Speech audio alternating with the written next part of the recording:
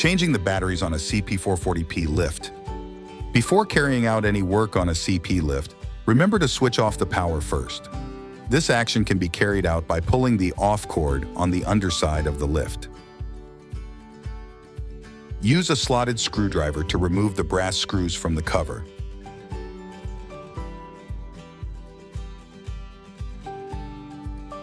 Then, remove the cover away from the lift and detach the wire ribbon from the PCB.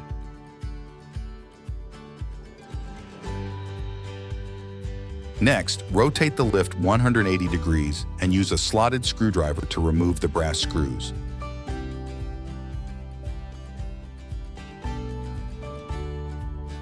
Then, gently remove the second cover from the lift. Prior to changing the batteries, disconnect the power lead and release the hook and loop strap that secures the batteries in place for access and removal. Now remove and replace the batteries and then tighten the hook and loop strap to tighten the batteries.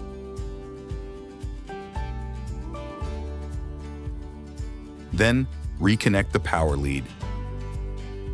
After this, rotate the lift 180 degrees and repeat steps 5, 6, 7, 8, and 9 for second battery pack.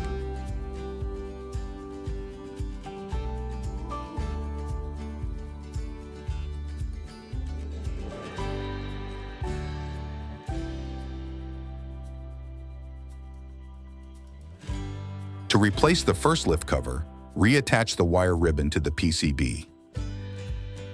Next, align the cover and make sure the profile cover edge marries up with the top and bottom cover. Then, use a slotted screwdriver to replace and tighten the brass screws. Next, rotate the lift 180 degrees and align the second cover. Make sure the profile cover edge marries up with the top and bottom cover. Using a slotted screwdriver, replace and tighten the brass screws.